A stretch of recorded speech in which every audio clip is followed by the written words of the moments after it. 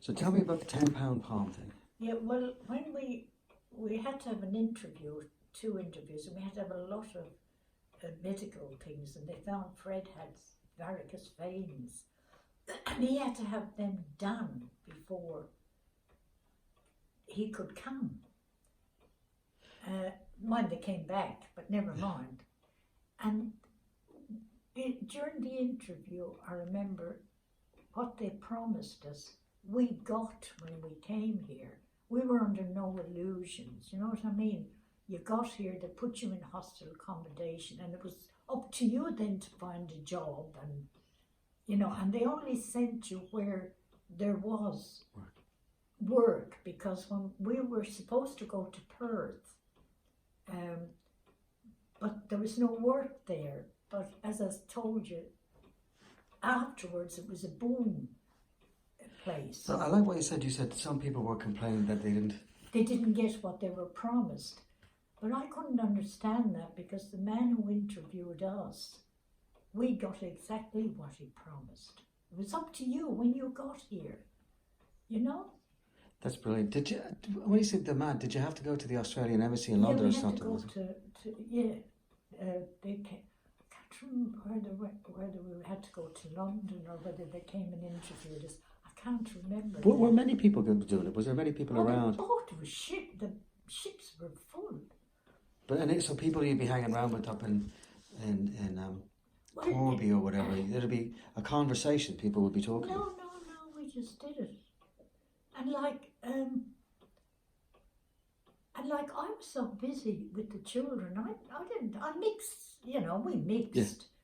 But it's just an adventure. In fact, I was godmother to a child on the boat, a young Scottish couple, and she wasn't Catholic and he was, and he wanted the baby baptised. And because there was so much friction with the family, when they got on the boat, the priest baptised them, and Fred and I were godparents. That's brilliant. Do you remember the name? No. It was a short-term godmother role, was it? Yeah, but you know, they were only very young. Yeah. This couple, and they were Scottish, they were lovely, but they, see, most of the people they weren't all going to the same place. Right. So we were... So you were given a place as well. So you got on that boat and you were going to Perth, was that it? Yeah, and you could get a work job in Perth.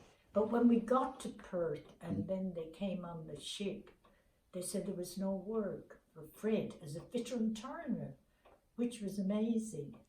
But then other people on the boat beside you would be, they're going to somewhere else. Yeah, it's, you know, they assigned you to different parts of Australia.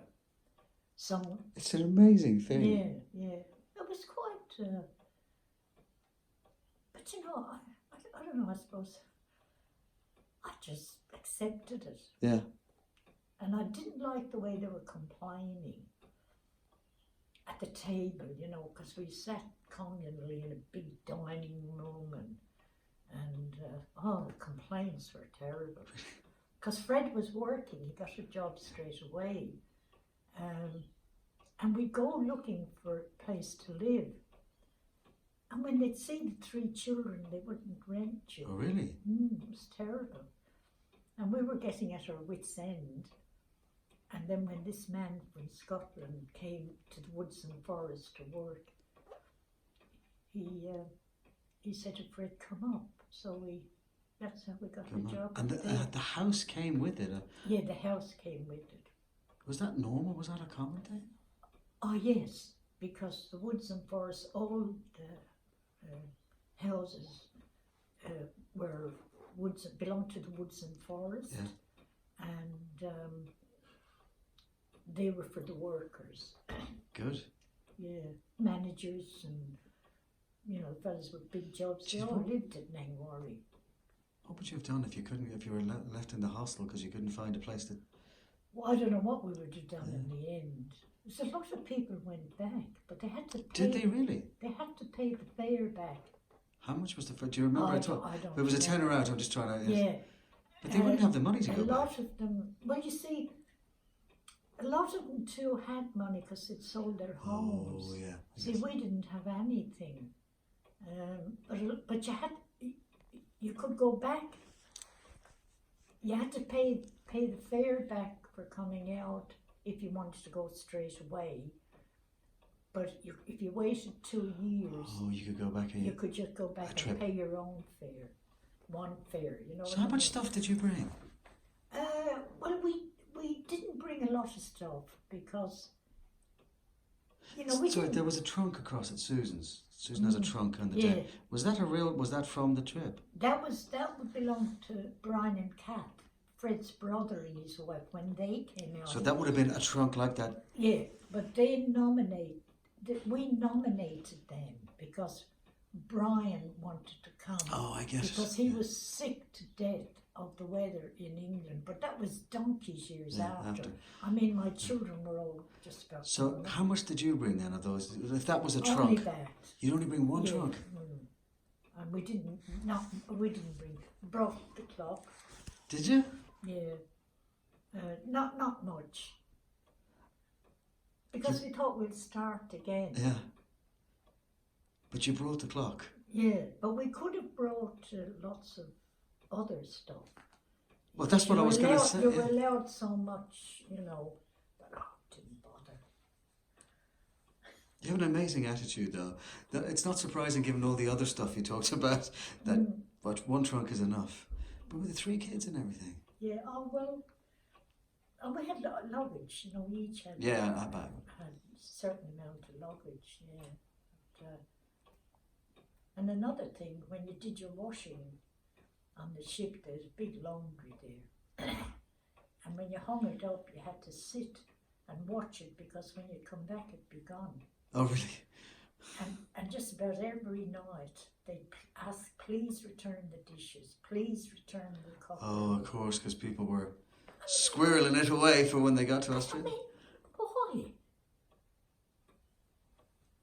Well, I guess they thought they might want it later.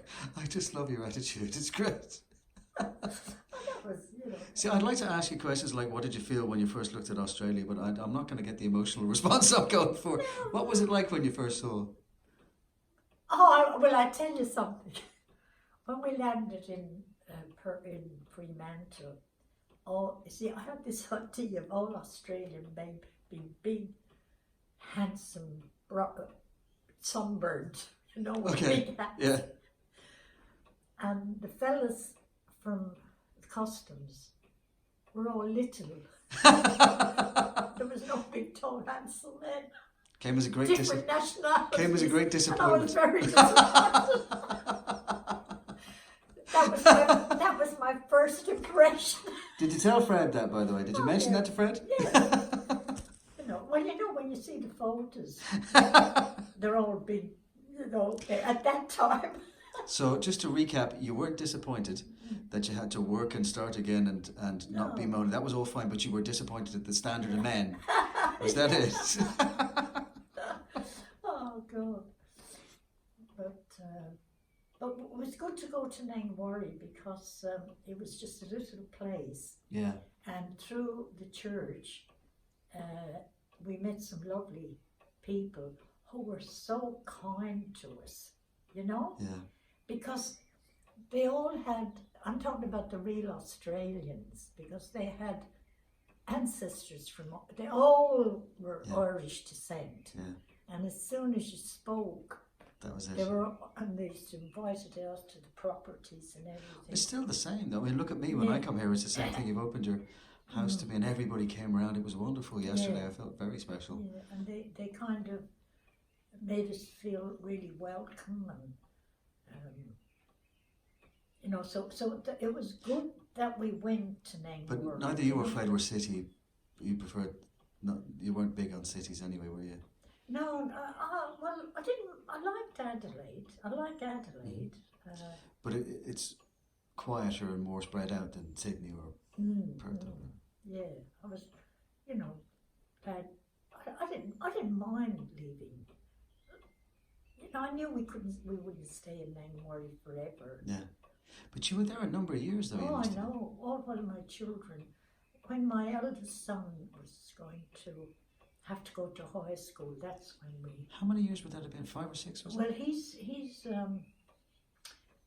63. But how many years was it? So when you arrived, how old was he? He was 3 years. 3 years old. So. And then Paul, and then Sue was 6 months. And then you went down to Langwarry, and then it must have been 10 years in Langwarry then, wasn't it? We were there. Well, 10 years? Well, when 9. he'd have had to bus it to Panola or to the high school, to Panola or Mount Gambier. So we decided we'd come on down here. Come down. We thought, we'd like, and we were very near the school. About from here up to Marion Road. And did you feel, because as you said, you didn't feel you'd live there forever anyway, did you feel it was time? It was the right time because of the children. Yeah, it was the right time. Well, it was just time, I suppose, for them, to think about. I love that. I'm asking you all these questions about how did it feel, and you're like, no, we just did what we did. Well, we do what we do, which is great. It's just not. Yeah. Your determination to do the next thing and not to. It never worried me, This is why, like, I can. All the shifts have just settled in, It's never worried me. So you do know how amazing that is, by the way, right? That's your approach. It's fabulous, because most people, like me included, would be terrified at all of these steps. Well,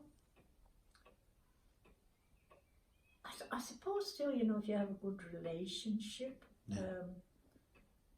and you kind of know that everything's going to be all right,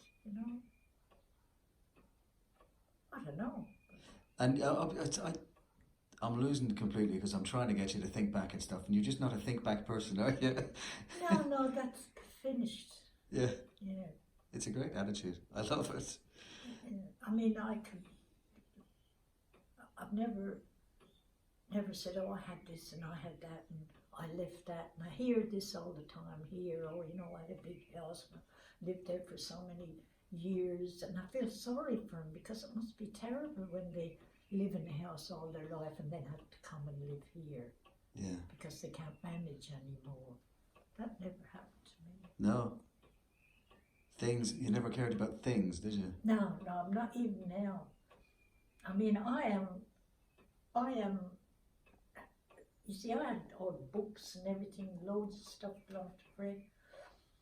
I'm downsizing. Yeah. I only have 2 of everything. The rest is all packed away. But it doesn't bother you at all? No.